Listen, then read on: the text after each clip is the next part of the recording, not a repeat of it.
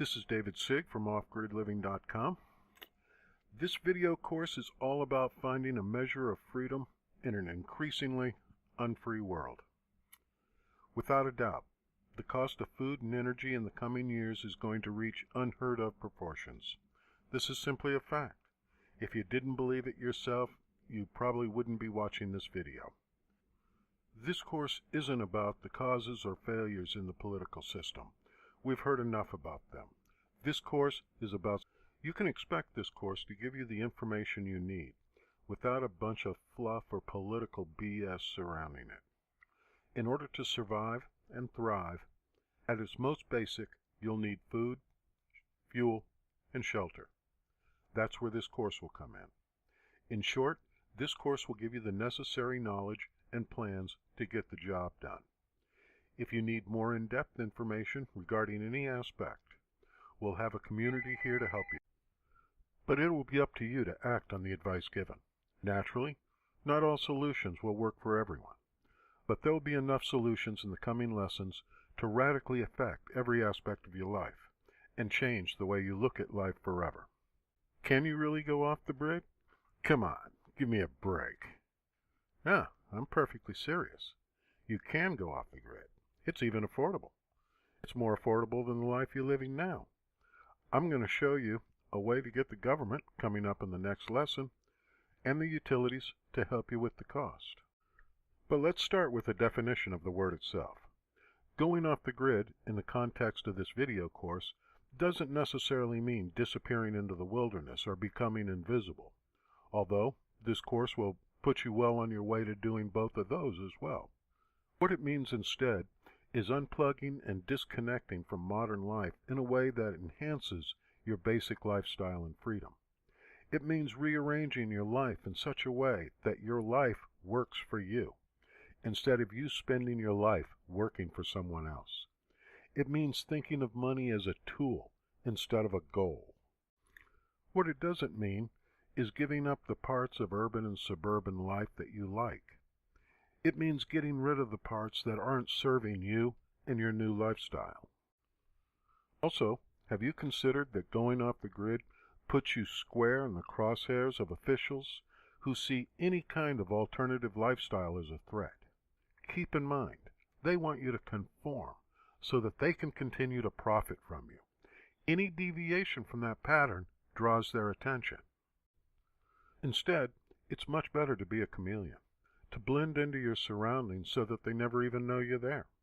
And you do that by becoming indistinguishable from the faceless, gray mass of humanity. Let me give you an example.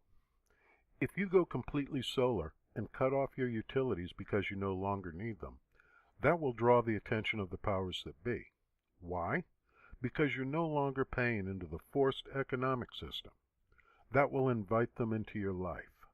If you're a hammer, everything looks like a nail. If you're living in an urban or suburban area, it's better to leave them hooked up, but reduced in such a way as it no longer is a burden in your life.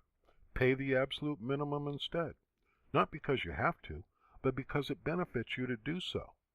This accomplishes two things. It doesn't make you stand out in any way, and two, you can now use the grid power system as a backup, not the other way around. There's lots of reasons why this subject has come to the forefront of many people's minds recently. Many people no longer trust the government to do what's best for them. Everyone sees the cost of gas, food, housing, and utilities rise way beyond normal. Many people are aware of global warming and want to do something positive to help the environment.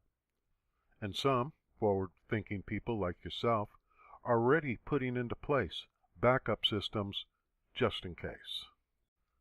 First off, I'm not one who thinks that societal breakdown is right around the corner. I don't see the complete and total breakdown of the social fabric as some do, nor am I a prepper. That said, I don't see chaos, I see rebirth. But that doesn't mean it not to be smart. Here are the top 10 reasons why you should start going off the grid now. 1. You will save hundreds of dollars a month and thousands of dollars a year. Your utilities are only going to go higher. They are already in the $500 a month range for most of you. In the last year or two, we've seen them double. Expect them to double again. Can you really afford to pay $1,000 a month for basic utilities? I'm going to show you everything you need to know to all but eliminate your utility bill. Number 2, you'll be able to help the environment. Eliminating your dependence on the failed energy policies of the past will go a long way to cleaning up the mess we've made. 3, you'll be able to cut the power companies completely out of your life if you want, or better yet, have them pay you. It's possible, and it's called net metering. This is a situation where you're producing more power than you're consuming, and the utility companies will pay you for it. Number 4, cheap anything is a thing of the past. I think even the dimmest bulbs can see that at this point. We're looking at an altered future, no matter what.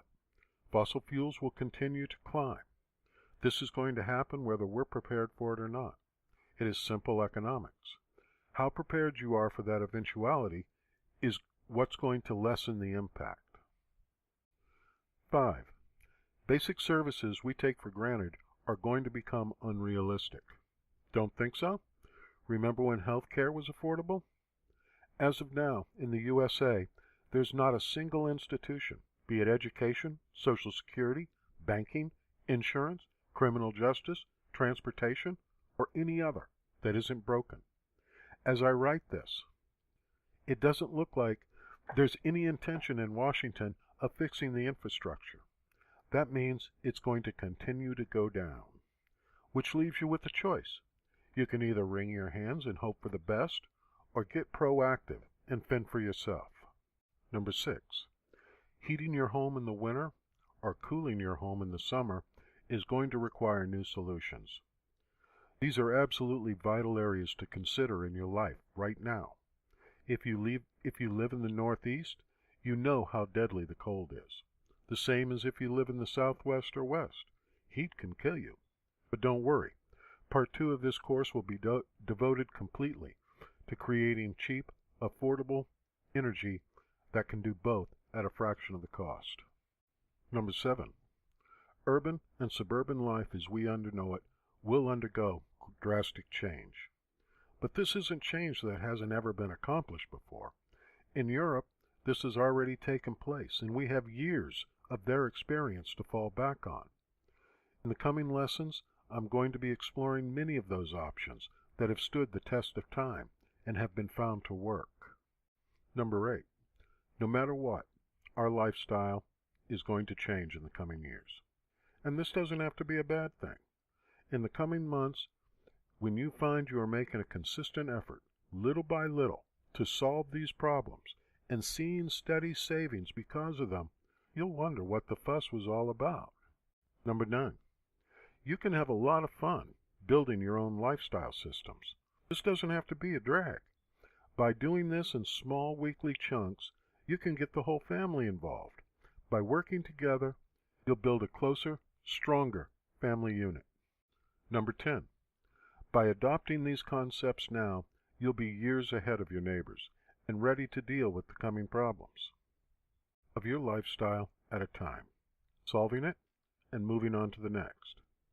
The advantage of doing things this way is before you know it, major aspects of the problem are solved. I'll see you in the next video.